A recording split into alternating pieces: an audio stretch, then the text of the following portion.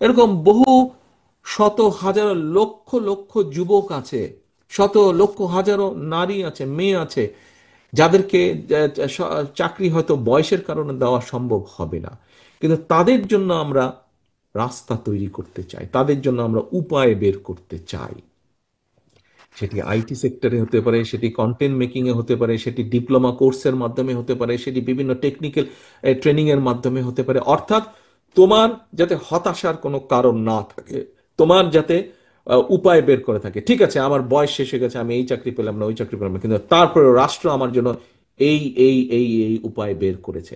আজকে তুমি যদি একটা বিদেশি ল্যাঙ্গুয়েজ জানো, তুমি ধরো আজকে জার্মান ল্যাঙ্গুয়েজ জানো, তুমি সাথে ইংরেজিও কম বেশি জানো, তুমি জার্মান ল্যাঙ্গুয়েজও জানো, এবং তোমার একটা টেকনিক্যাল ট্রেনিং আছে, কি তুমি ল্যাব অ্যাসিস্ট্যান্ট বা ল্যাব রিসার্চার তুমি হতে পারো, এরকম একটা ট্রেনিং তোমার আছে, তোমাকে কেউ আটকে রাখতে পারবে?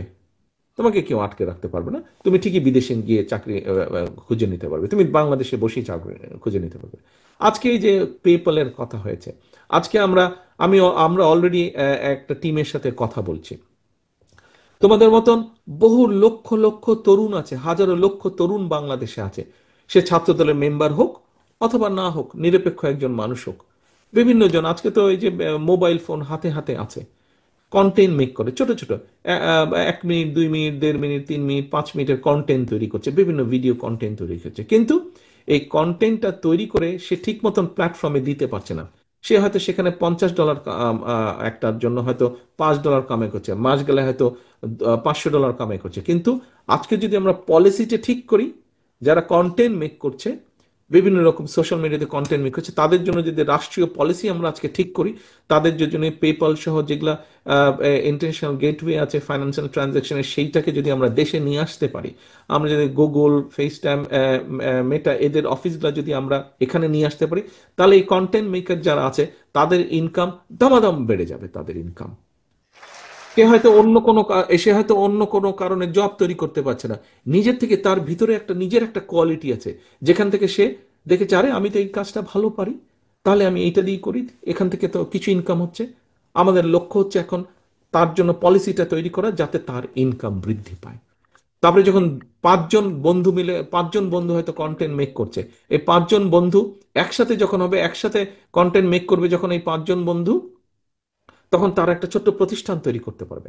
প্রতিষ্ঠান তৈরি করে যখন তারা একটা কোম্পানি ফর্ম করে যখন কন্টেন্ট মেক করবে, সেটা যখন থ্রো করবে, তাদের ইনকাম অটোমেটিক অনেক বেশি বৃদ্ধি হবে। আমাদেরকে এই জিনিসগুলোতে চিন্তা করতে হবে, আমাদেরকে এই জিনিসগুলোতে দেখতে হবে। এরকম বহু উপায় আছে, যেই উপায়গুলো আমরা বের করার চেষ্টা করছি।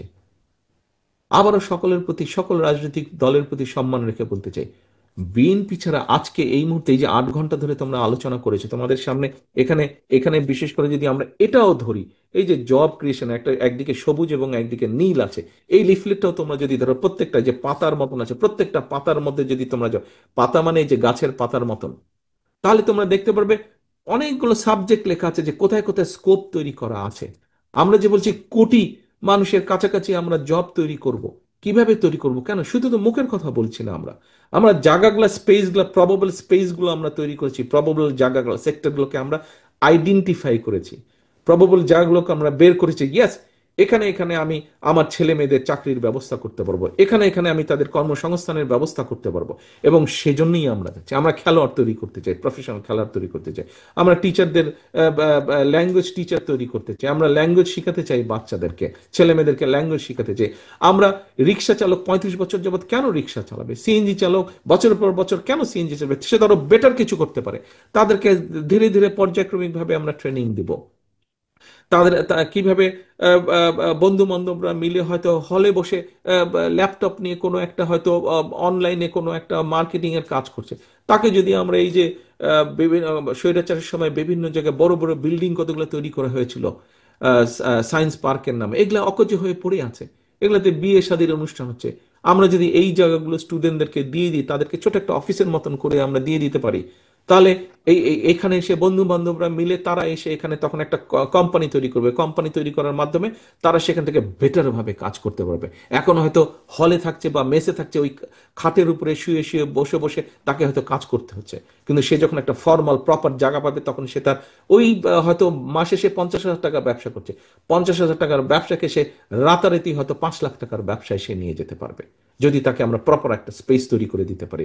ইয়াস, আমরা এই জিনিসগুলা চিন্তা করছি, এইভাবে চিন্তা করছি। প্রিয় ভাই বোনেরা, এই কথাগুলা আমার আগে অন্যরাও বলে গিয়েছে। তোমাদের কি মনে আছে কি কি তারা বলেছে?